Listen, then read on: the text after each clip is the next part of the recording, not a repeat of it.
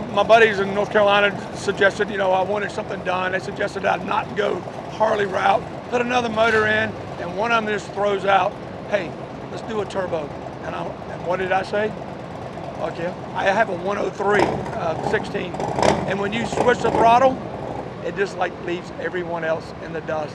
And from 0 to 3,100, 3,200 RPMs, it is quieter than it ever was. It's just cool as can be.